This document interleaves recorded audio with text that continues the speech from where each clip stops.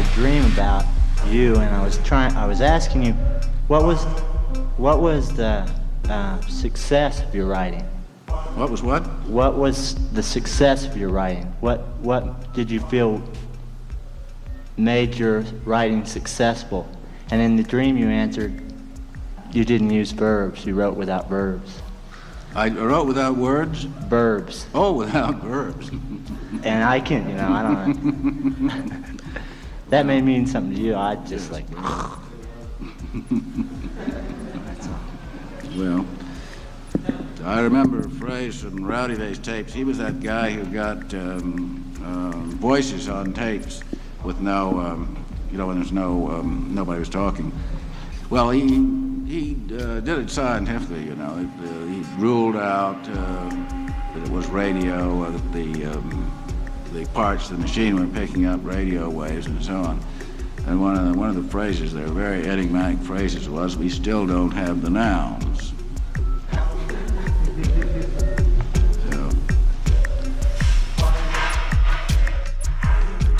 The junk way to more junk in time, money, death, cleavage into private parts. Comfortable cocoon of second run stallies. 5 Ahwa 8 Kumu insect time. Last date Mayan calendar end of insect time. Burroughs was a huge sci-fi nut. He'd been reading sci-fi since he was a little boy. And so, I imagine, I'm sure he read something in Amazing Stories about like an insect kind of alien race. But a couple of things you could point to is that he has some visions at various times under various substances. And one of these visions is talked about in Junkie. He hallucinates this entity that's sort of staring at him. And that sort of like rips from within this human body and takes over this human body. And the entity is a crab. It's an arthropod, kind of arthropodal entity. So I think that also his unique psychic sensitivity. He sort of sees his hallucinations of these arthropod figures as part of like an evil thing that's maybe actually real.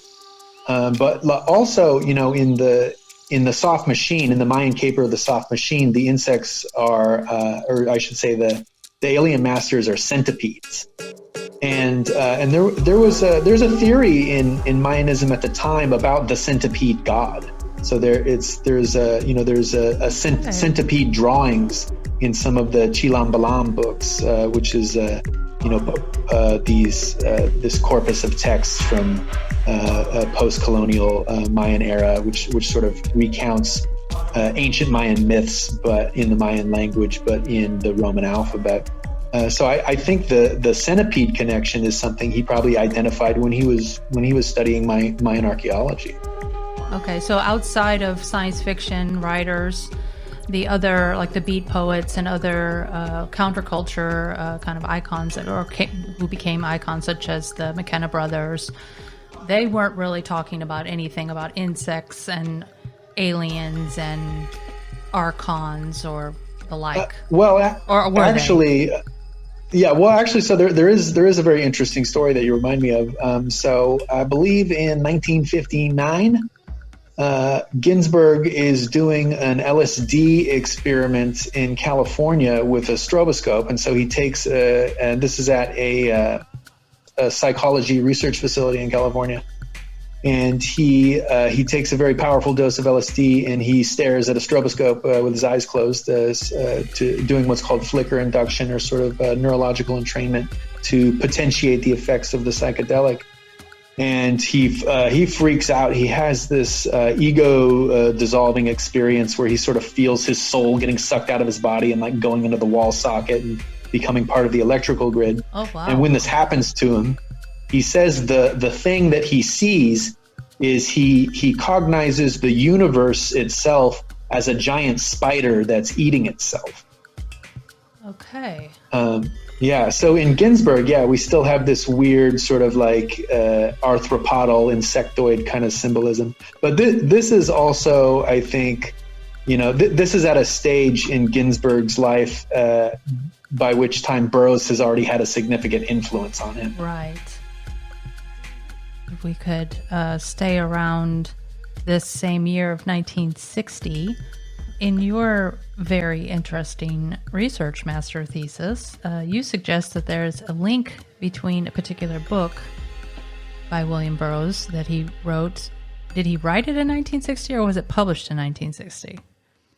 Both. Okay. And this book, so that there's a link between this book and the 2012 Mayan apocalyptic prophecy that was a major talking point all over, at least all over the North American continent. I'm not certain. I mean, I remember hearing about all of this all of the time. This is before I studied at university for religious studies and getting into Western esotericism. So it was just something that was just kind of everywhere. It's like everywhere you turned, you heard about 2012 and that there was going to be this major event happening in 2012. But uncannily, it's like, very surprisingly, Burroughs seems to be referencing this in this 1960 book. So can you explain this connection and why this hasn't received much attention from other authors or scholars? Yeah, sure. So I'll do my best. When I started my master's degree at the University of Amsterdam in 2017, I was speaking with the department head at the time, Professor Wouter Hanegraaf, and I was sort of picking his brain for ideas about what I should write my thesis on, because I wasn't sure yet. And he suggested I look into Terence McKenna, and he referred me to an article that he wrote some years earlier, where he claims that the 2012 prophecy ultimately stems from this Terence McKenna book called The Invisible Landscape. The Invisible Landscape was originally published in 1975. So I had this information kind of in the back of my mind. And some months later, I was writing an essay for Professor Marco Passi, and the essay was about Burroughs, because I'd been a Burroughs fan for a while at that point, and I'd read Naked Lunch years before as an undergrad. And so I was reading stuff for the Burroughs essay, and I saw that the university library had a copy of this 1960 book called The Exterminator, which is different from another Burroughs book that he wrote called Exterminator. It's not the same book. This is The Exterminator. It's completely different. The Exterminator is a very rare Burroughs book, and it's one that was not popular in its day, and it's certainly one that people don't read nowadays either. Even most Burroughs fans have never read The Exterminator.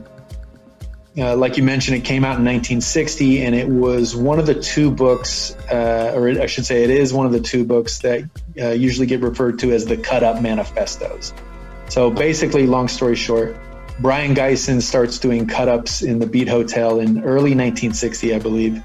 What that means is he's literally cutting up printed text and rearranging the sections to get new combinations. And this inspires Burroughs, because Burroughs sees cut-up as a way to help deprogram the human mind and alter consciousness and sort of defy demonic possession. But also later he sees cut-up as a form of divination, as a form of hyperstitional magic, or sort of a tool that writers could use to transform the writing into a magical act or a magical ritual that can change reality. So it gets expanded into all these different areas. In 1960, Geisen and Burroughs put together two small booklets of cut-up material. And these booklets are intended kind of to promote the practice of cut-up. They intend it to be like a cut-up revolution. They want everybody to do this. They think it's going to usher in this new era of literature and art, but that didn't really happen like that. But the second of these cut-up manifestos is The Exterminator. The Exterminator is almost entirely cut-up material, unlike other Burroughs books. So it's very, very difficult to read. It's really almost unreadable, which is probably why it was never popular. I came across a very interesting sentence in there, though, that sort of caught my attention, and I'd like to read it here if I can. Yes, please do. The junk way to more junk in time, money, death, cleavage into private parts. Comfortable cocoon of second-run stallies. 5 Ahwa 8 Kumu insect time. Last date Mayan calendar end of insect time. And a majority of the text in this book is like that. It's just got a lot of like, what? Yeah. And if you're not familiar with other Burroughs books, it's really, really hard to read this. Like if this was the first Burroughs book you'd looked at, there's no way you could finish this, right. Even though it's not a long book. But so if you are familiar with other Burroughs books, you'd know that insect is a code word for these sort of archons, or these archontic masters that kind of secretly control human reality, right? These sort of invisible alien masters. So to say that the end of the Mayan calendar is the end of insect time is essentially tantamount to sort of positing the end of the Mayan calendar as a metaphysical liberation of humanity from these alien tyrants. And this is 1960, in which he says all this. This is way before McKenna begins talking about 2012.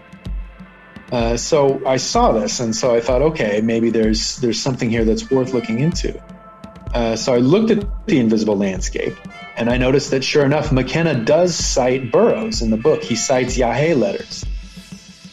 So we know that he reads Burroughs. Mm-hmm. So what's a little complicated is that McKenna doesn't bring up the Mayan calendar in the 1975 edition of The Invisible Landscape. The Mayan calendar stuff doesn't come up until the 1993 edition of The Invisible Landscape. So it isn't until later that he adopts like a Mayanist approach. But he does bring up 2012, which is at that point, which is when we knew the calendar ended. So I have a weird situation here. I don't really have a smoking gun because of this sort of the complexity of when McKenna adopts this Mayanist position, but I definitely have something interesting. So I keep looking at it. And I started thinking about this more, and I actually realized that the invisible landscapes, the narrative of the invisible landscape revolves around the McKenna brothers' journey to the Putumayo in Colombia, where they're looking for ayahuasca, which is the very same region of Colombia that Burroughs travels to in the Yahé letters 20 years earlier. So when you look at it like that, even though Yahé letters isn't cited that much in McKenna's writing, the thematic and geographical overlap there sort of makes the invisible landscape seem like a big homage to Yahé letters in a certain way.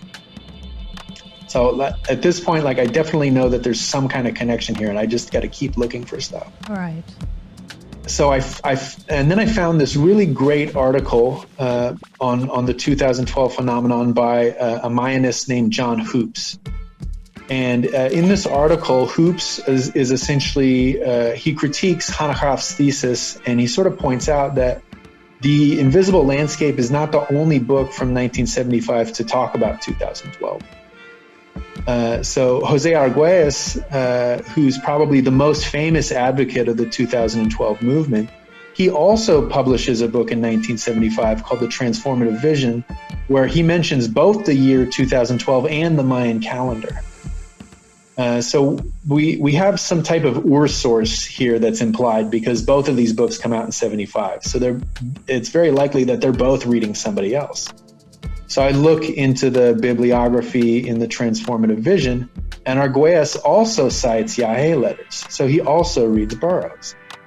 So we got two authors. There's actually a third author who also talks about the end of the Mayan calendar in 1975 named Frank Waters. But we have at least two authors here in 1975 talking about 2012, and they're both reading Burroughs. And where I really think the smoking gun here comes in is that in 1975, which is the year that Arguelles' book comes out, both him and Burroughs were teaching at Naropa University in Colorado. They were co-workers at the time. So now I really feel like I got something here, and it's definitely kind of taking shape. And so sort of the only problem I had at this point was that it's extremely unlikely that McKenna or Arguelles had read The Exterminator. The Exterminator is not popular. So I needed to kind of seal the deal in some way by sort of locating this Burroughs Mayan calendar routine in a more widely read Burroughs source. And I found it when I read the 1966 edition of The Soft Machine. So in The Soft Machine, there's this chapter titled The Mayan Caper, where the protagonist drinks ayahuasca in order to go back in time to the ancient Maya Empire. And he infiltrates this sort of centipede alien master race in order to destroy their calendar. So at this point, I'm pretty confident that McKenna and Arguelles are drawing from Burroughs in this regard. Okay, so the Soft Machine is from '66, and Burroughs is basically reiterating, but going in more detail about this insect calendar and all the things that he was talking about in The Exterminator in 1960. Is that correct? Am I understanding this correctly? Okay, because this is a lot to take in. This is a lot. Okay. Yeah, so that's essentially my argument as to why Burroughs is kind of the source of the 2012 phenomenon. That's kind of all the circumstantial evidence that I have thus far. And you noted in your thesis that other scholars were talking about certain things that had to do with Burroughs and this connection, but then they didn't take the next step like you did to actually publish things, because they were talking about it in communication letters or whatever with other people, conversations that they had, but they didn't seem to make the connection that you have made, if I understand correctly. Is that what you were getting at in your thesis?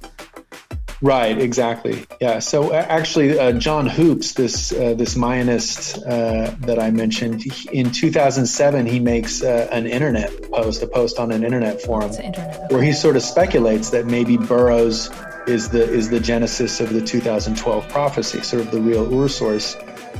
And he identifies a Mayan calendar reference in a very small mimeograph magazine publication that Burroughs did, which was a parody of Time magazine. This came out in 1965. But for some reason, Hoops he doesn't really follow up on this hunch, at least not in any peer-reviewed capacity. And he doesn't identify anything in the Soft Machine or the Exterminator.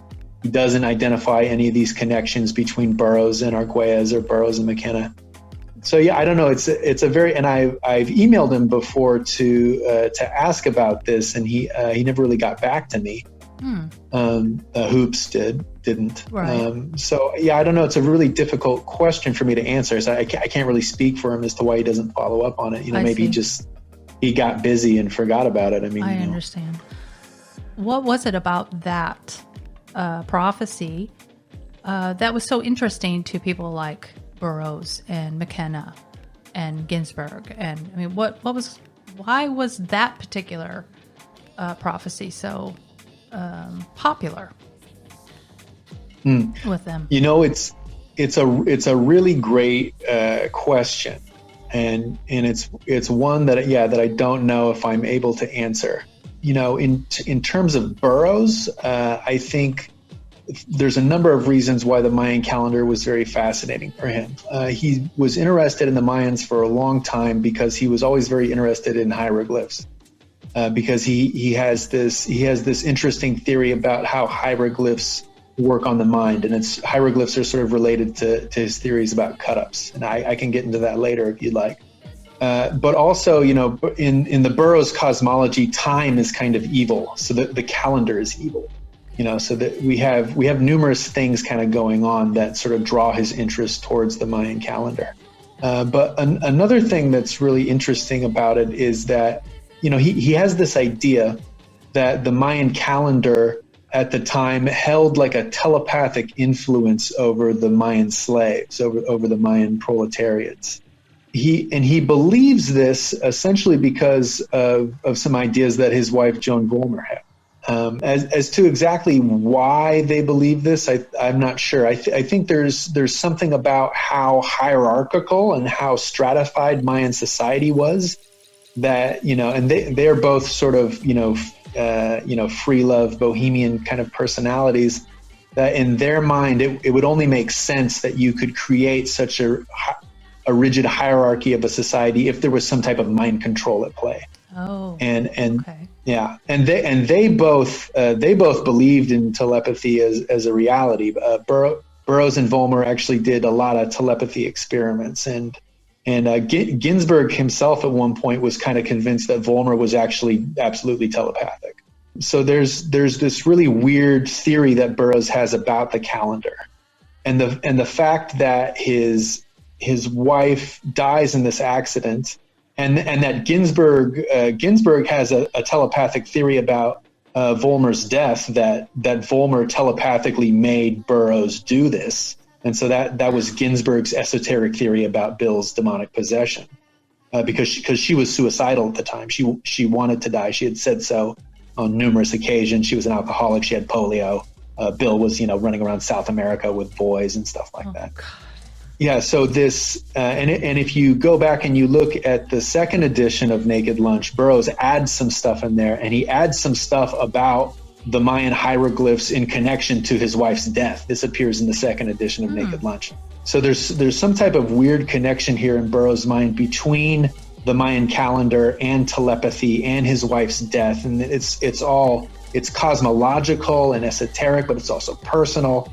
So I think this is kind of the interest that Burroughs has in the Mayan calendar.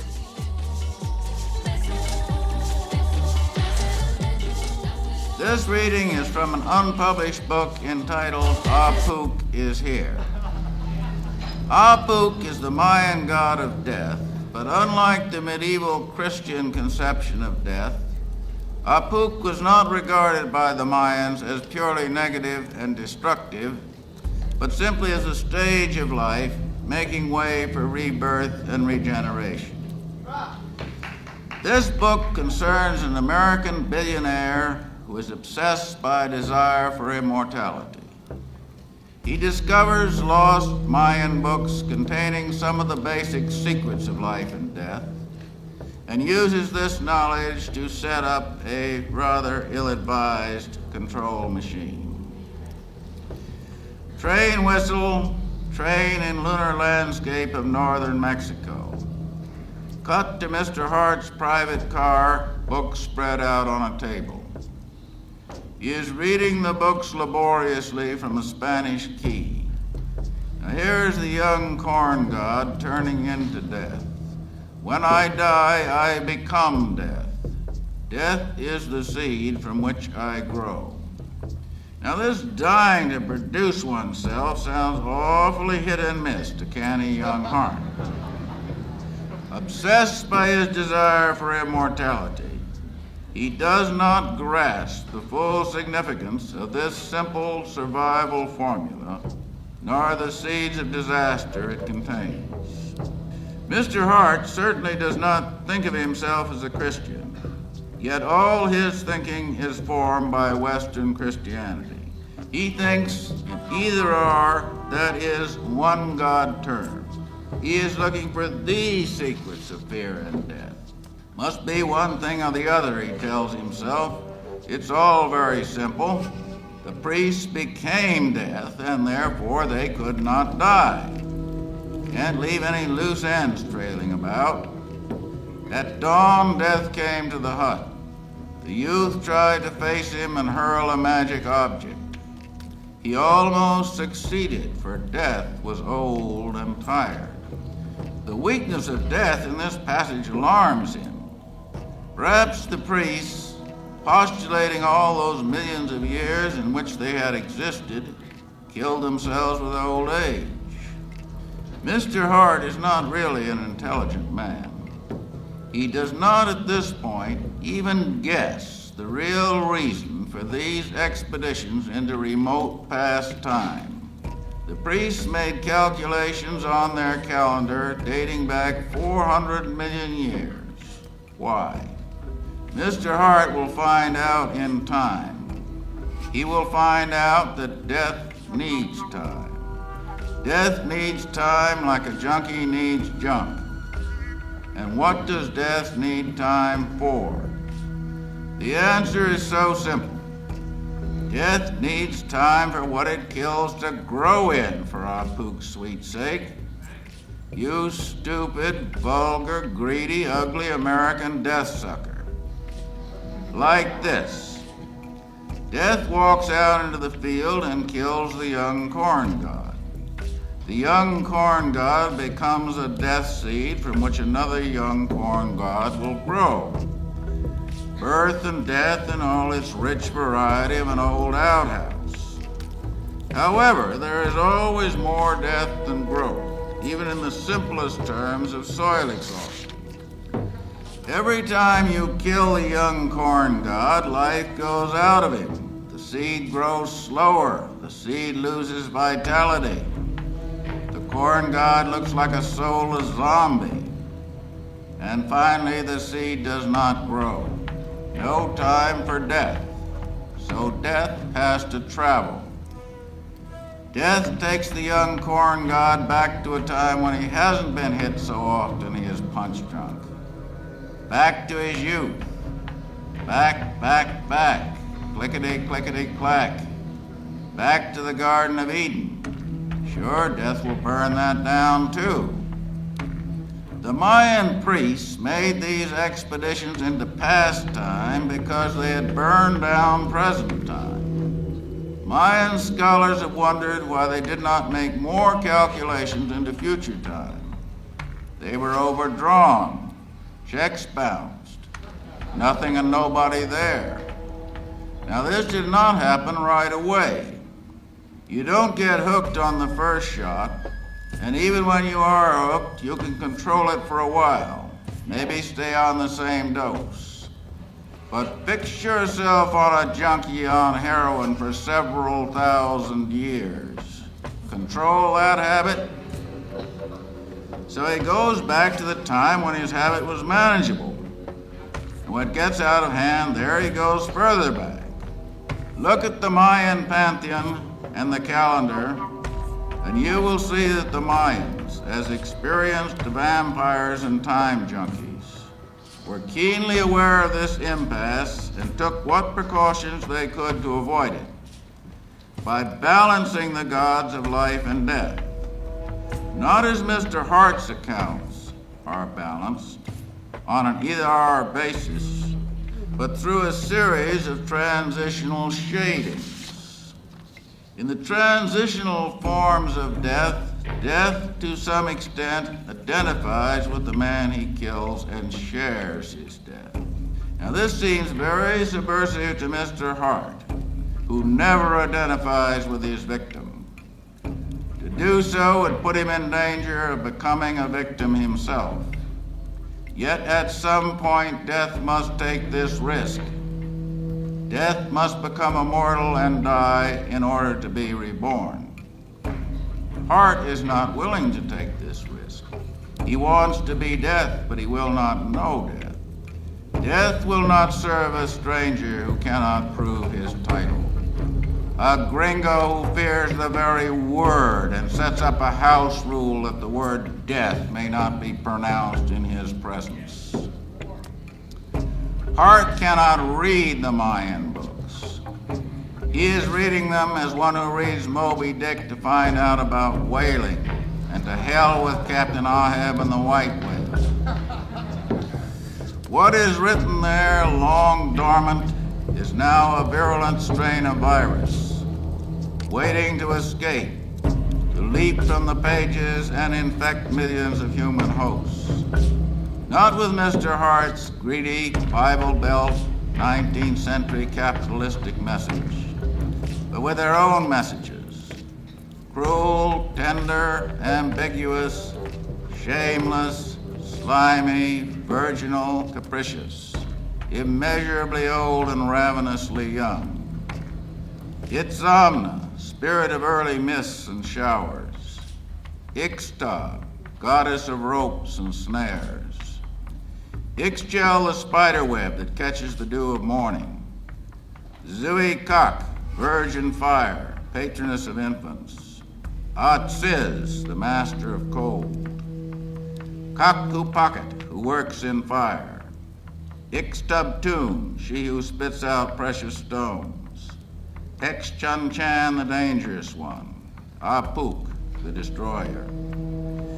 Look at these poisonous color maps where flesh trees grow from human sacrifice. Listen to these sniggering, half-heard words of tenderness and doom from lips spotted with decay. Mr. Hart, who would be death, does not know to whom he is a speak. He intends to occupy the space of Hunab-Ku in the Mayan pantheon. Hunab-Ku, the one divine, of him no statue or picture was made, for he was incorporeal and invisible. He was, in short, the operator of the control machine, and in consequence did not include himself as data. However, having reprogrammed the machine to eliminate the troublesome good gods and those of ambiguous allegiance, Mr. Hart will soon encounter an acute time shortage. Death, now freed from all control, will use up all the time. And any control machine needs time. Yes, Mr. Hart, the Mayans ran it into the ground too, but they didn't do it as quick as you will, or cut themselves off with a habit as hoggish as yours. At this point, I put some questions to control. A word about this control. Some years ago in London, I contacted two computer programmers who purported to represent something that calls itself Control, allegedly from the planet Venus. Control will answer any question for $1. You give your question to the programmers who feed it into a computer some way, and out comes the answer. So these are the actual questions that I sent in with my dollars, and the answers I got back from Control. Whoever or whatever Control may or may not be. Question. If Control's control is absolute, why does Control need to control? Answer. Control needs time. Exactly. Control needs time in which to exercise control, just as death needs time in which to kill. If death killed everyone at birth, or Control installed electrodes in their brains at birth, there would be no time left in which to kill or control. Question. Is control controlled by its need to control? Answer, yes. Question. Why does control need humans, as you call them? Your knowledge of the local dialects leaves literacy to be desired. Answer, wait. Wait. Time, a landing field. The Mayans understood this very well. Mr. Hart does not. He thinks in terms of losers and winners. He will be a winner. He will take it all. Last take, Mr. Hart's deserted, ruined mansion, graffiti on the walls. Ah Pook was here. Here lived a stupid, vulgar son of a bitch who thought he could hire death as a company cop.